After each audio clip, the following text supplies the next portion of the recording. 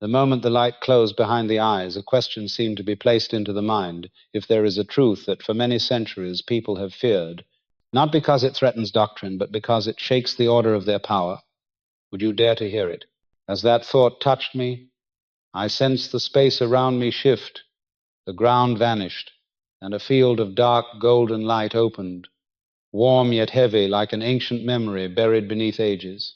In that silence, I heard a voice that was not like human sound and not like wind, but as if it rose from the roots of the soul itself. My child, look upon what has been covered, not to create division, but to awaken what I placed within a people at the very beginning. The line of light before me widened, and I saw stone walls filled with carvings of angels whose bodies looked like metal from a furnace, dark bronze in color, with fire sweeping across their form.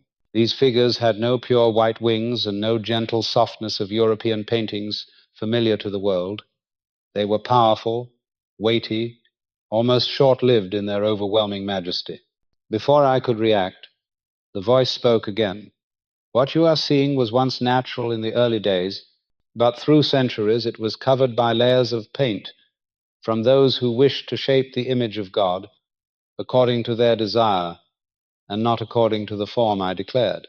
The light shifted, becoming thicker, and before me appeared a vast land like an ancient sacred court, with 3 black stone pillars standing alone in the air. The color of the ground beneath my feet was deep like wet ash, the same as the soil found in Cush and Ethiopia. The voice whispered, I took the dark earth from this region and shaped mankind from it, and within that earth I left a strength that later ages could not comprehend. The world calls it skin color, but in my sight it is the mark of origin. As I heard this, a tightness rose in my chest, as if reminding me of a foundation humanity has forgotten. The voice continued, the people of bronze are those who keep the first memory of the early light, and the angels who came to them reflected their own form, for I set angels as mirrors of the presence I send down. The light shifted to the red-orange glow of heated metal. Then an image from Scripture appeared. Feet like refined bronze, eyes like flames, voice like many waters. It was as if the words of Revelation were being rewritten before me, not in letters, but in living imagery. I asked silently why these images had been hidden, and the voice answered as if hearing the thought, because if people knew that angels did not bear the pale form they imagined, the power of those who shaped the image would collapse, and the people long suppressed would recognize within themselves a truth they were forbidden to consider. As the voice spoke, a series of scenes flashed by stone churches, repainted art, images of Christ and angels becoming lighter through generations, not by accident, but by intention, removing dark tones from stories that began in lands of burning sunlight. I realized that what I was being shown was not meant to stir racial pride, but to restore the place of a people removed from their own story. I heard the voice like sea wind. My child, the people of bronze are not the forgotten.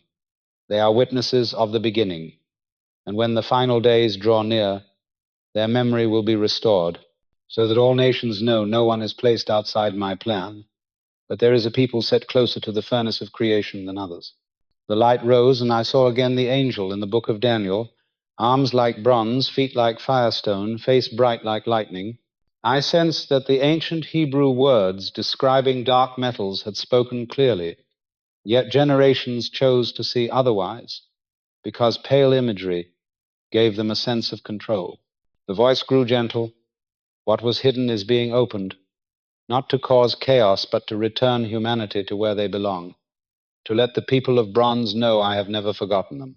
As the sound faded, I saw the faces of those who endured generations of oppression, and it felt as though God placed a hand upon them, restoring the identity taken from them.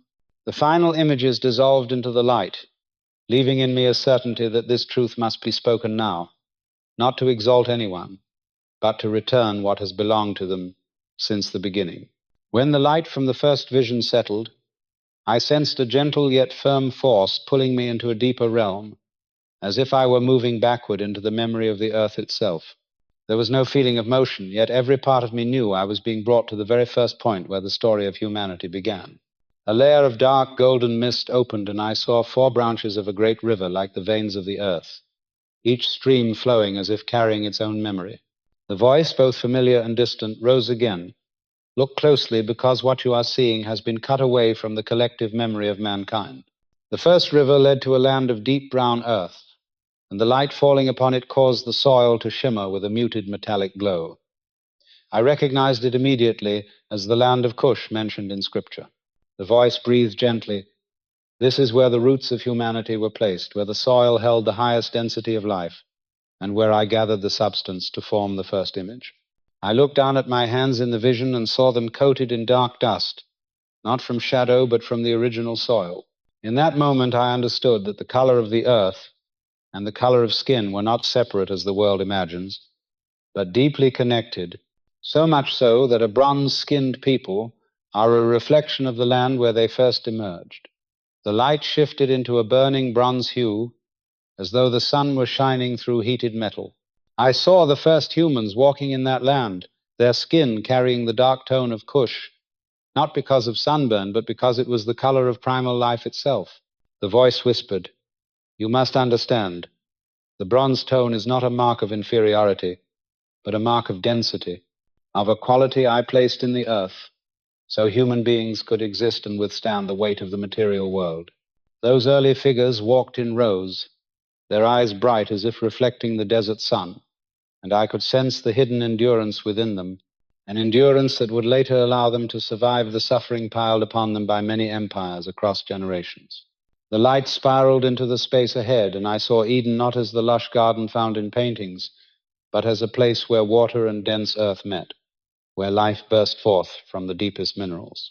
The voice echoed like water against stone. This is what people do not want to remember, that the beginning of humanity did not carry the pale shade they imagine, but the deep dark of earth tempered under the first Sunday. As the voice sounded, I saw layers of ages overlap. Ancient Egyptians, Nubians, Cushites, civilizations that once stood at the very center of the biblical story. All of them carried dark skin. All of them stood beneath the light of divine choice, a truth later distorted to support the rising powers of the north. A spiritual wind passed through, and the images shimmered like reflections on water. And then the map of the ancient world appeared with its borders dissolving. The voice said, "Before empires existed, there were only earth and soul, and the earth of Cush held the strongest spiritual force. Those who stepped out from here carried the memory of Eden, a memory that generations of the oppressed forgot because pain covered every layer of recollection." The light thickened again, and I saw the descendants of that land taken to distant places, yet within them an invisible thread still pulled them back toward Eden. The voice spoke once more. "The people of bronze possess a deeper memory than other peoples, because that memory lies in their soil, and the soil does not lie." Hearing this, I felt my consciousness settle like still water before a storm.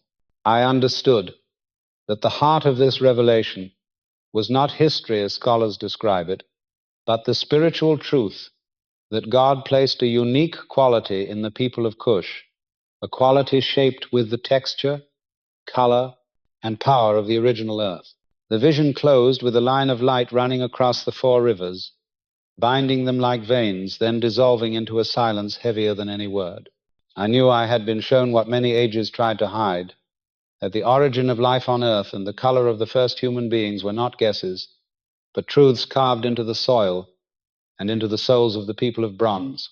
When the vision of Cush dissolved into the pale light, I sensed a quiet cold crawling along my spine, not the cold of wind, but the cold of wounded memory being awakened. The light around me shifted to the color of ash, and the ground became endless fields. The air carried the heavy scent of dust and sweat, and I heard groans rising as if from deep beneath the earth. The voice came again, slower and deeper this time. "Look at the moment when the people of bronze were torn away from their original land and placed into a dark reality where they were forced to forget who they were." The image grew clearer, cotton fields stretching to the horizon, dark-skinned men and women bending under the sun, their breath as heavy as the weight of centuries.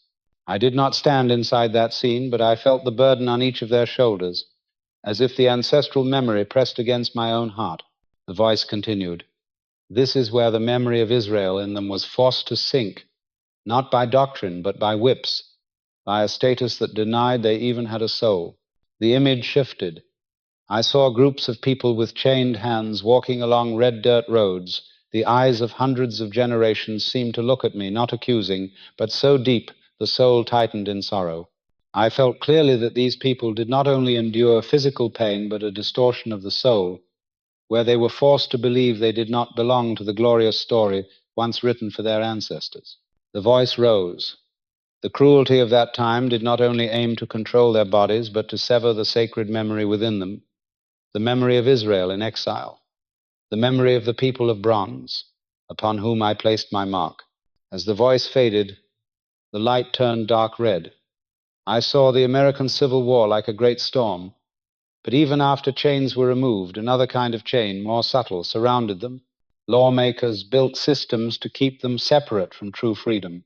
I saw hanging signs, roads stained with fear, and black people walking quietly in the dark because they knew terror could fall upon them at any moment.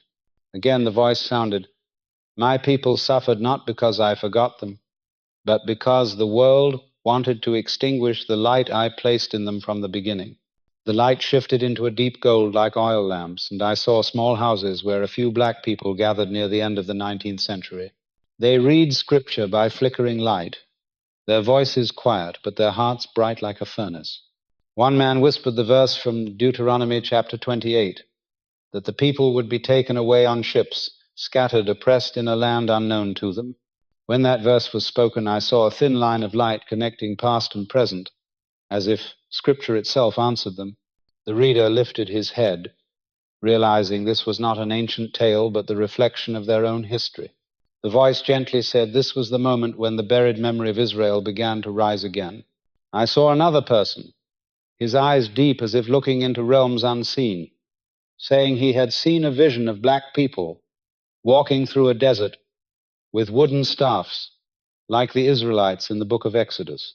These visions did not come from ambition, but from pain calling upward, and the voice explained, suffering can distort the human soul, but it can also open the door to a memory long asleep.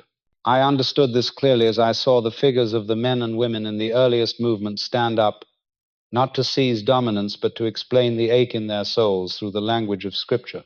They said they were Israel, not to exclude others, but to give meaning to their centuries of exile. The voice declared with certainty, the world believed they were only comforting themselves, but the truth is that the memory I placed in the people of bronze began to stir, like a seed buried too long, now sensing the light.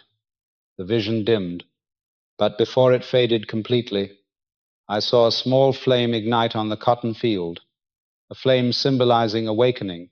The flame was small, but it did not go out, and the voice whispered the final words, "From the darkest place, I will raise the light of a people once chosen to carry my word through generations." The night opened before me like an old book, its edges scorched by generations who sighed in silence. The voice did not wait for me to form a question, but spoke directly into the deepest part of consciousness. "Look upon the souls I awaken in the night, those who are not chosen by their ability, but by the memory of their ancestors carried in their blood." A thin blade of light cut through the darkness, revealing a small wooden room where a man was bent over a Bible. An oil lamp cast a faint golden glow over his weathered face. The pages lay open at Deuteronomy chapter 28, yet there was a silence in the room that did not belong to the physical world. The air felt as if it were waiting for a command from another realm. The voice spoke clearly. "This is the moment I place his true name back into his soul." The wall behind him cracked slightly, like a curtain being drawn aside. An angel stepped in, its body carrying the color of metal fresh from the furnace, the light not radiating outward but compressed tightly around its form. No sound came from its mouth, yet its meaning fell straight into the man's spirit. "Your people have forgotten, and you will be the one to awaken them." He trembled as he wrote the words with uneven strokes, but in those strokes I saw a door opening, a layer of memory rising after many generations of being sealed. The voice reminded gently, "The world thinks he invented this idea to comfort himself, but in truth he only recorded what I placed in his soul long ago." The scene shifted instantly. Another man stood by an abandoned railway, his eyes listening to a sound not belonging to any train. Before him, a desert appeared with long-robed figures walking under the sun, carrying wooden staffs. And within that procession was a face resembling his own, not in lineage, but in the level of the soul. The voice touched the air. You are seeing the memory of Israel in exile being opened within a descendant who does not know he carries this heritage. These people do not create images, they simply remember what I imprinted into them through the blood of the people of bronze. The scene turned again. I saw small gatherings inside a leaning house where a few people read scripture with voices breaking from emotion. Each time they reached the verses about scattering, oppression, ships, and nations unknown, the space around them glowed as if fragments of memory were igniting with each line. One man suddenly stood and declared that his soul knew he belonged to Israel. His words did not come from knowledge, but from the deep layer, where the voice of ancestors calls upward. The voice spoke clearly. Awakening does not come from books, but from the deepest place in the spirit realm, where ancestral memory cannot be crushed by violence or erased by time. The scene shifted once more, and I saw a man lying unconscious on his bed, exhausted after a long night. The Bible on his chest emitted a deep golden light.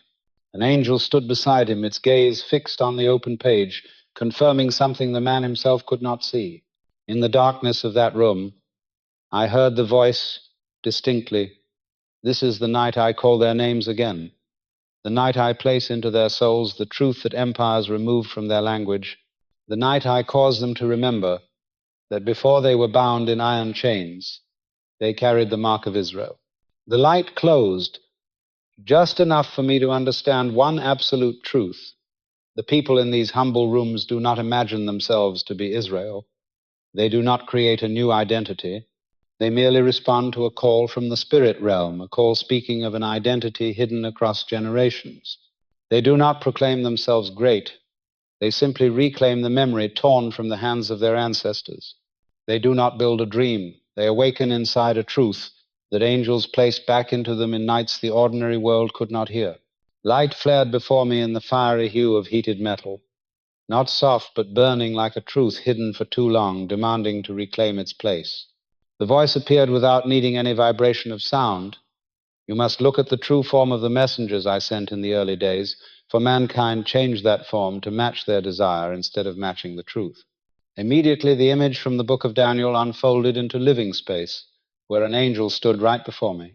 Its body was like beryl, its face flashing like lightning, its eyes like two flames, and its limbs carried the deep bronze of metal in a furnace. That color was heavy, deep, not shining like gold, but absorbing light into itself. This was Nekoseth, the very substance Scripture describes as heated bronze, unmistakable, compared to the European illustrations modern people are familiar with. The voice emphasized, later generations did not want this color to exist because the color of the angels reflected the color of the people they once considered inferior. The image shifted toward Ezekiel. The living beings walked and their feet shone like burning bronze, each step sounding like the bend of metal. That skin tone was not metaphor or poetry, but truth recorded by someone who saw it with their own eyes. The voice explained clearly, Scripture did not use bronze to beautify its language, but because bronze was the color of the reality they witnessed. That truth made later generations tremble because it declared that the heavenly realm once appeared in the same shade as the land where the people of bronze were born. The scene changed again, and revelation appeared, where the one standing among the 7 lampstands had feet like bronze refined in a furnace. Not pale bronze or white gold, but deep bronze, heavy, dark, holding the glow of fired earth, rather than European tones. The voice said, "This is the form they tried in every way to change, because if I were seen in bronze, they could no longer hold the same power as before." The scene expanded, and I saw European painters holding brushes, glancing at the biblical descriptions, yet still placing the color of their own skin onto the faces of the angels. I understood this was not innocence, but intention. An effort to reshape the heavenly realm in a way that supported earthly advantage. The voice said, that motive came not from faith, but from power. For if the dark-skinned people saw angels bearing their own color, they would know they were never outside the story. I began with their ancestors. Light peeled open another layer, and I saw ancient carvings from Ethiopia, Egypt, Nubia, where angels were drawn with dark skin, deep eyes, and a majestic presence. Not because those artists wished to emphasize ethnicity, but because this was what they witnessed in their spiritual encounters. This was the version untouched by Whitening. The voice explained, the original truth was held by those who lived closest to the place where I set Eden. But many generations later, those who sought dominion covered that truth with the colors of their own image. I saw the timeline in motion, where dark images of angels were gradually replaced with bright white illustrations from Rome to medieval Europe. Not a natural process, but a system designed to hide the connection between the heavenly realm and the people of bronze, the people placed into the earth before any empire existed. The voice grew heavy, like metal struck from deep within the ground. Angels do not belong to a race, but they reflect the people they are sent to. Those people once carried the color of fire in the furnace, the color of earth baked by the first Sunday. I understood that the deeper meaning was not about skin tone, but about the truth that the angels described in Scripture bore an appearance closer to the people of the original land. And if this were acknowledged, the spiritual history of the people of bronze would be restored. The last light tightened around the figure of the angel, and the voice rose like a final declaration. This is why the truth was covered, because if human beings see angels in their true color, they will see themselves in my story.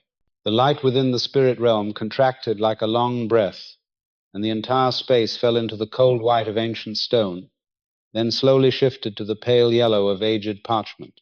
The space before me was not a mystical scene like before, but resembled an old, unnamed council chamber, where decisions were made not in the name of God, but in the name of earthly power. The voice touched my awareness like a blade grazing water. You must see how the world altered my image, not through forgetfulness, but through intention. The first images that appeared were not divine, but European paintings, where angels carried milk white skin, golden hair like silk, and eyes pale as northern water. But the light of the spirit realm did not shine on the paintings, it passed through them, revealing countless layers beneath that had been covered with white paint. Under those layers I saw darker faces, deeper eyes, features shaped by lands of blazing heat far from Europe. The voice grew low. They did not wish to see the heavens bearing the color of the first earth, because that color would collapse the order they built through violence and pride. The space around me shifted into the marble halls of Rome. The footsteps of clerics echoed, like hammers striking the consciousness. On the walls were symbols of imperial power, without the mark of true faith, but filled with decisions meant to secure the position of the ruling class. The voice rose like ancient wind. The men walking these halls did not come seeking truth, but came to protect the power they placed upon one another. The change of the divine image was not misunderstanding, but the restructuring of order to create a god matching their own skin. Suddenly the space widened into a council room. Pale gold light from oil lamps reflected on the stern faces of robed men. A scroll lay open, debating imagery and doctrine. Yet what I saw was not a fair discussion, but a negotiation between mankind and power. The voice explained they could not accept angels bearing bronze skin, because such an image threatened their position. For if the heavens once reflected the appearance of the people of bronze, then who could claim to stand between me and them? I saw clearly that their fear did not come from truth, but from the thought of losing authority. For if dark-skinned people saw angels in their own likeness, they would know they were never rejected, never placed outside the biblical story. And that realization would destroy the system these councils built upon the bones of generations. The space changed into medieval churches. Light from stained glass cast cold colors across the stone. On the walls were white angels with rosy cheeks and delicate frames. The voice whispered through the air, "This image is not mine, but theirs. I did not create angels in this form. They created it because it was the form they wished to see in the mirror." I saw believers kneeling before those images and understood that their worship was led astray, not because of their wrongdoing, but because earlier generations had altered the sacred to make it easier for themselves to accept. Then the light turned toward books. I saw scriptures rewritten, words describing the color of angels shifted in meaning, added notes transforming bronze into white light, red ash into pale gold, each layer of change built upon the last like a muddy lake, appearing clear only when viewed from above. The voice spoke with certainty. These people did not hide the truth because they hated the people of bronze, but because they feared those people would remember what I placed in them at the beginning. The truth is that the people of bronze carry the oldest memory, and if they remember, the kingdoms will lose their fabricated power. The final image appeared as a mirror. I saw an angel standing before it, its bronze blazing with the glow of a furnace, unlike any European depiction. Beside it appeared a pale imitation. The voice thundered like a drum across the realm. The world chooses the image they want, but I keep the true image in the memory of the people I marked. Truth is not lost, only covered, and the moment you are witnessing is when the covering begins to crack. The vision closed in deep bronze light, leaving me with the understanding that the whitening of the divine image was not a small error of history, but a reconstruction of power against truth, and that truth is now returning, not as a shout, but as the rising light of ancient memory, awakening within the people once placed at the bottom of the world.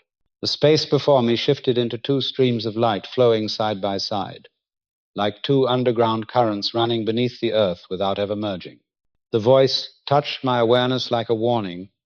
The movement people call Black Israel does not carry a single form, because an awakened memory can lead a person into light, but can also pull them into the darkness of wounds that have never been healed. I saw the first stream of light, soft and steady, like the breath of the original earth. Within it were small communities, humble homes where dark-skinned families studied Hebrew in whispered tones, their lips moving as if remembering a language the soul once knew before the body was cast into the land of foreigners. They kept the Sabbath not out of ritual, but because it felt like returning to something older than language itself. The light around them was not intense, but enduring, like embers glowing quietly without dying out. The voice said, "These are the ones who step into memory with reverence, seeking identity not to place themselves above others, but to understand that the suffering of their generations was not random, but part of the same journey Israel once endured in exile." The second stream of light was entirely different. It was not warm, but searing hot, like fire fed by anger. I saw groups standing on wide city streets, their voices sharp like metal scraping stone. There was tension in their eyes, the recoil of souls pressed down for far too long. They read scripture not to find truth, but to search for weapons for their bitterness. The voice whispered like desert wind passing through the night. These are the voices of those wounded so deeply that when memory awakens, it becomes a flame burning them from within. I understood immediately that there are two kinds of awakening, one that brings people back to the original light, and one that only stirs pain so they seek to break everything around them. In the second group, I clearly saw distorted words, altered interpretations, verses bent to match their anger. They claimed that only they were the true Israel, that others were excluded from the plan of God. But as they spoke, the light around them was no longer the light of memory, but the warped glow of fear wearing a sacred mask. The voice emphasized that my truth never calls for division. Truth never teaches humans to destroy one another, and any voice shaped like hatred does not come from me. The scene widened, and I saw people standing between the two streams, souls not fully drawn to light or darkness, but searching for where they belonged. They carried a question within them, whether the memory of Israel was real or merely the response of hearts crushed by oppression. The voice came softly, like footsteps on damp earth. I see their confusion, and in that confusion there is more possibility for light than in the certainty of those who use my words as weapons. I saw a man among them open the Psalms and stop at the verse, "Ethiopia shall stretch out her hands to God." When he read it, a beam from the first stream shone over him, letting him sense that the connection between dark-skinned people and ancient promise was not a call for domination, but a reminder that they were never abandoned, as history had taught them to believe. I saw a woman standing in that middle group, her eyes shifting between both streams. She listened to the angry ones shouting Israel true. Then she turned toward the humble ones learning their first Hebrew letters. In her eyes I saw the soul, choosing between restoration or rupture. The voice said, I awaken memory not for people to use it as a wall, but so they may walk through their wounds and reclaim the place they once held among the nations. In the end, the two streams of light were drawn toward a single point in the spirit realm, like two branches of the same river leading to two different destinies. The voice closed with a tone heavy, like dense metal. True awakening never carries hatred. Truth never drives people into darkness. And the memory of Israel is not the fire of resentment, but the lamp guiding souls who have wandered too long back to the light of their origin. The light narrowed and left within me the clear understanding that the Black Israel movement is not wrong, but it has two branches, one leading to the source of ancient memory, and one leading into the abyss of unhealed pain. The spirit realm opened in the color of fired earth, a deep golden glow rising as if from the core of the ground, and a subtle pull drew me into a layer of memory that did not belong to mankind, but to the earth itself. The voice sounded like a knock from ancient stone. You must look at the evidence the world has ignored, even though it lies within their own soil, because the earth does not lie, and the earth does not serve empires that seek to rewrite truth. A dry, smooth land appeared, red dust swirling like fragments of memory sealed away. I saw ancient tombs in Nubia, mummies wrapped in dark cloth, broad cheekbones, strong jawlines, unmistakable features of the people of bronze. The voice said these people lived during the same eras as the kings of Israel, and the flow of culture, language, and lineage between them and the people in Scripture is something modern archaeology has seen, yet continually avoids, because the layers of power do not wish to open the door leading back to the true origins of the sacred lands. The scene shifted to stone reliefs, carved warriors and officials of ancient Egypt, their skin depicted in shades from deep brown to black, their eyes long and straight, evoking the land Scripture calls Cush. I heard the voice like the sound of cracking ivory. Egypt, Cush, and Israel did not exist as separate worlds, as people now imagine, but as three branches of one ancient current in which the people of bronze held a far more central role than European history has ever allowed. The spiritual light fell on shards of pottery still marked with ancient script. I recognized the earliest Hebrew characters resembling the writing of Sinai, which scholars have already acknowledged was influenced by peoples living deep within Africa. The voice confirmed, you see, the language mankind calls sacred did not form apart from Africa, but was shaped in the exchange with these people of earth-toned skin.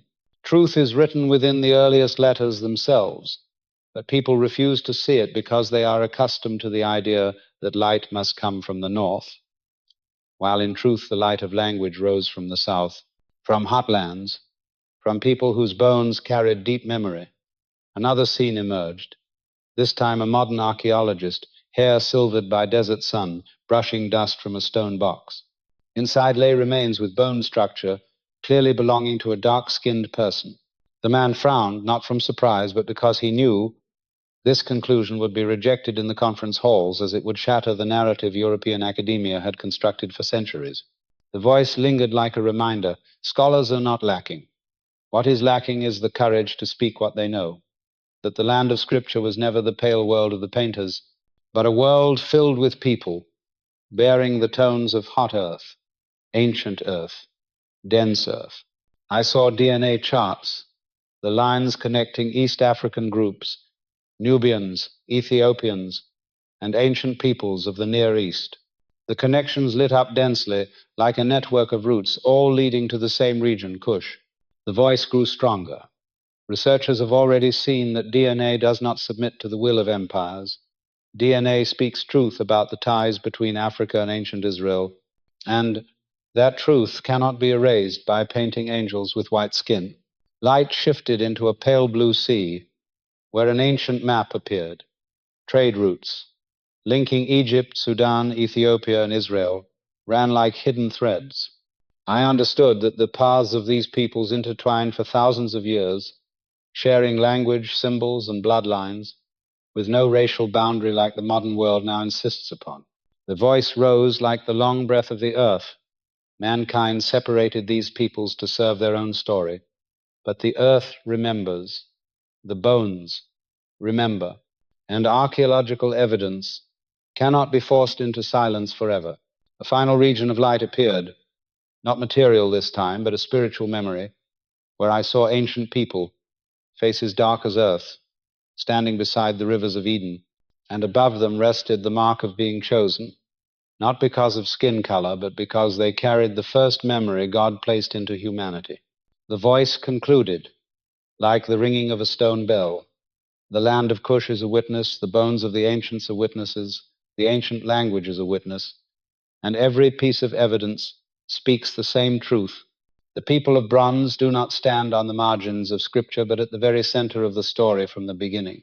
A thick stream of light, like golden mist, suddenly curled into a half circle and opened into a space where countless voices overlapped without becoming chaotic. That sound was not human, but resembled the echo of many ages speaking at once.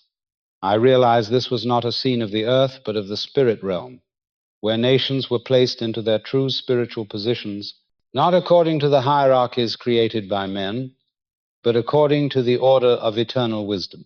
The voice resounded, "You must see the truth I placed in the nations from the beginning, so you will know that the people of bronze do not stand outside my light." But at the center of spiritual movement, even when the world has denied this again and again, in that dim glowing space I saw an uncountable multitude, each person with a different skin tone, from pale to deep, from yellow to red, all blending like the color bands of an ancient massive painting. But among them, the people of bronze did not fade into the background. They did not dissolve. Instead, they shone like a central axis, like the core line that connects all the other colors into a single rhythm. The voice explained, "I did not create any nation to stand above another, but I placed each one in a position within the flow of spiritual history, and the people of bronze hold deeper memory than the others, because they were once close to the first light." An image unfolded in the air like a flower made of fire. I saw the prophets of old walking through dark-skinned lands, and the people there looked at them not as strangers but as familiar ones from ancient time. The eyes of the dark-skinned reflected the flame of visions, not because they were given special favor, but because their souls carried the first layer of human memory, the memory of Eden, the memory of the land of Cush, where God set the first pulse of life. A thin blue light crossed the crowd and highlighted the faces of those who had endured exile, crushed for generations, yet still holding a resilience no other people on earth could imitate. The voice sounded like deep water. Their endurance is not blind submission, but the sign of a people forged in darkness to prepare for the day they awaken. The shadow of a pillar of fire appeared, stretching across the ground like a reminder of ancient Israel in the wilderness. In that moment, I saw dark faces standing under the red glow, not as followers, but as those familiar with the flame, as if they had walked beneath it, long before the ages recorded. The space trembled with a low pulse. Then the voice continued, "This is what the world has never understood, that the people of bronze did not arrive after the story I wrote, but were there from the beginning, carrying memory, carrying voice, carrying the mark that empires tried to bury out of fear that truth would awaken them." The light shifted into a deep gold, and the multitude began to move in a spiral. I saw the other nations turn their eyes toward the dark-skinned group, as toward a central point guiding them closer to each other, like lamps in a dark room turning toward the single source of light to find direction. The voice spoke slowly with great authority. "This people does not rise to rule, but to balance. They do not stand at the top, but at the center. They do not use power, but memory. This role has been distorted across the centuries, but the spirit realm forgets nothing." I saw the image of the physical world appear, where people now divide into factions and races. But in the spirit realm, there were no borders, only circles of light connecting the nations, and the dark skin stood at the first point of connection. The voice affirmed, "The people of bronze were placed at the bottom of the world, not because they were lesser, but because the world sought to hide their true position in my design. The world lowered them to conceal the light within them, but the spirit realm is opening to bring them back to the place I intended." The space settled into one final point of light, like heated metal just drawn from the furnace, and the voice concluded like the deep ring of a metal bell echoing through stone.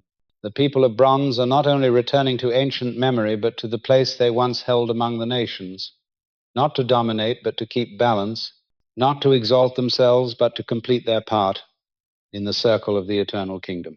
A layer of thick light woven from ash and gold opened around me, not radiant, but heavy, like an ancient breath returning after centuries of being pressed into darkness. The voice rose not like wind or waves, but like the movement of something vast preparing to rise. The people of bronze have passed through the long night of history, and now the memory within them awakens not to seek vengeance, but to return to the place where I once called them to stand. A line of light like an earthy vein appeared, stretching from ancient Cush to the streets where black people live today. I saw past and present fused like two sides of the same mirror, and within it emerged the images of broken souls, cries that never reached sound, generations enduring in the darkness of slavery, unjust laws, and forced silence. But within that thick shadow, I saw small sparks, like embers, still carrying the warmth of the original furnace. The voice whispered like the breath of the earth, I did not abandon them in the long night, but allowed them to be forged in the fire of the world, for true awakening does not rise from roses, but from ash and stone. The light shifted into the color of burning bronze, and I saw the image of black people standing on a land not like the soil of the earth, but like a foundation of spirit light. They did not stand bowed or kneeling, but upright, not in arrogance, but in the awareness of a worth they had forgotten, because they were forced to forget for too long. Behind them were generations long gone, ancestral souls standing like the deep roots of an ancient tree cut at the surface, but still alive below. The voice rose slowly and sharply. This moment is not for them to rise with anger, but to remember the light I placed in them at creation's dawn, a light still present though the world covered it beneath layers of confusion. I saw a clear image, as if in the spirit realm a great bronze door was slowly opening, and each time it opened slightly more, its light fell upon the black people standing in that space, causing ancient fragments of memory to fall like ashes, yet carrying new life. They began to recognize what had been hidden across generations, realizing that their being placed at the bottom of society was not because they were lesser, but because the world feared that if they rose to their true place, the false order of empires would collapse. Another light circled around, this time a dim silver, and within it I saw pale-skinned, golden-skinned, and red-skinned figures looking toward the bronze-skinned group as if they were waiting for something from them.